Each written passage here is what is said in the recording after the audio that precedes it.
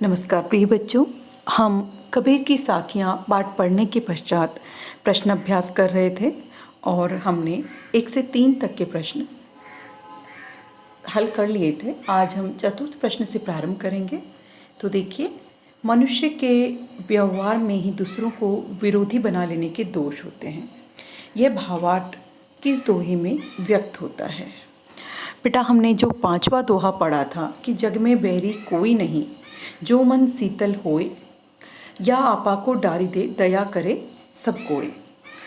और उसका भावार्थ भी हमने देखा था कि संसार में मनुष्य का जो है किसी का जन्म से दुश्मनी कुछ होती नहीं है। बस मनुष्य को अपने व्यवहार और वाणी को जो है एक तरह से शीतल बनाए रखना चाहिए। जो मनुष्य अपने घमंड को त्याग कर दूसरों के साथ मधुर व्यवहार करते हैं, उन पर कोई भी, या कहें कि हर कोई व्यक्ति दया करने को तैयार होता है। तो इन दोनों पंक्तियों के द्वारा ये भाव व्यक्त हुआ है, इसको हम यहाँ स्पष्ट कर देंगे।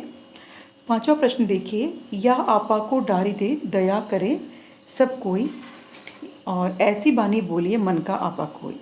जो दोनों पंक्तियाँ हैं, इनमें आपा को छोड़ देने या खो देने की बात की गई है। आपा किस अर्थ में प्रयुक्त हुआ है? क्या आपा स्वार्थ के निकट का अर्थ देता है या घमंड का? बेटा, इसमें आपा या आपा कोई, ये जो 2 पंक्तियां हैं, दोनों में ही आपा छोड़ देने की बात है। यहाँ आपा अहंकार के अर्थ में प्रयुक्त हुआ है। आपा घमंड का अर्थ देता है, यहाँ स्वार्थ का अर्थ नहीं देता। कि मनुष्य को, जब मनुष्य अपना घमंड छोड़ देता है तो वह परमार्थ की ओर मुड़ कर के अपने स्वयं के, कहें कि उत्कृष्ट आगे के जो रास्ते हैं उनकी ओर उन्मुख हो जाता है। तो यहाँ आपा शब्द का अर्थ जो है वो घमंड के निकट बैठता है। 6वां प्रश्न है, आपके विचार में आपा और आत्मविश्वास में, आपा और उत्साह से कोई अंतर हो सकता है? यह बताना है हमें। बेटा, आपा और आत्मविश्वास, देखिए सबसे पहले तो आपा का अर्थ ही होता है घमंड, जबकि आत्मविश्वास होता है अपने ऊपर जो है विश्वास करना।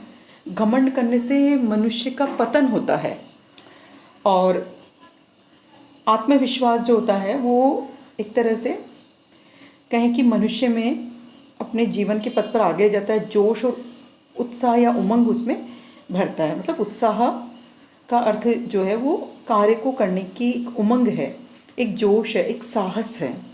तो आप इसका उत्तर इसी प्रकार लिखेंगे कि आपा और आत्मविश्वास में, आपा और उत्साह में अंतर हो सकता है। आपा और आत्मविश्वास, आपा का अर्थ है अहंकार, जबकि आत्मविश्वास का तात्पर्य होता है अपने ऊपर विश्वास। आपा और उत्साह, आपा का अर्थ अहंकार, जबकि उत्साह का अर्थ है किसी काम को करने का जोश। तो इस शब्दार्थ व्याख्या के द्वारा आप इसको स्पष्ट कर सकते हैं। तो आप इन प्रश्नों के उत्तर समझ करके और फिर इनके उत्तर दीजिए और निरंतर इनका अभ्यास करते रहिए। धन्यवाद।